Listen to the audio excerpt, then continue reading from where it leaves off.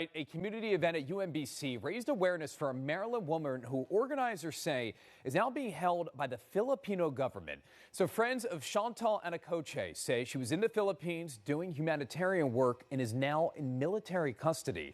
A story a lot of people are talking about tonight as WJZ is live at 11. Tara Lynch on your corner in Baltimore County. And Tara, a story bizarre and scary. What can you tell us tonight? Rick, a lot of her friends describe her as the life of the party and someone who's very passionate, especially about humanitarian issues in the Philippines. They say that she was doing that humanitarian work on a small island called Mindoro. This is a very rural island with a large indigenous population there. On New Year's Day, the armed forces of the Philippines dropped bombs and opened fire on that island. Now, her friends say she's in military custody. I'm very, very worried for her. When I first heard the news that she was missing, I was devastated. I was crying. Friends of Chantal Anacoche say she's being held captive in the Philippines by the country's army.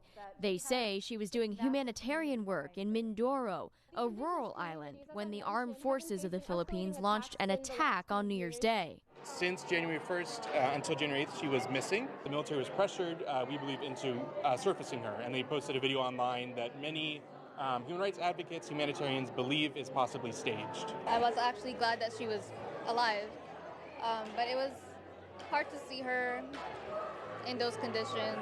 The armed forces of the Philippines posted on social media saying Anacoche is voluntarily staying in the Philippines to receive medical care without force or intimidation. But her friends say there's little information about her condition and whereabouts because the government is limiting what information is shared. They also say she was only found with bug bites, which shouldn't require extensive treatment. I don't believe it for a second. I mean, if they want it to be sure that she was voluntarily staying there, why don't we hear it from her own mouth? Why do they keep speaking for her? It's a little worrying because I don't really believe that she's voluntarily staying there, and it makes me a little bit more concerned about what her true conditions are. WJZ reached out to Anacoche's family but has not heard back. Some of her friends say the family is asking for privacy during this challenging time. It's really tough time, to have your daughter be missing and then to be found and to be in military captivity. I mean, I can't imagine that kind of thing. I've known her for almost 5 years, and it's really been the toughest week of my life.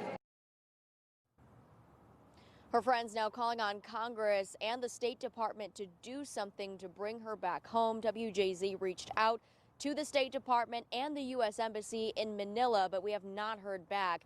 We also reached out to our local congressional leaders, and they cannot confirm if her family has reached out for support. For now, reporting live on your corner in Baltimore City, Tara Lynch, WJZ. Hopefully she makes it back home soon. Tara, thank you.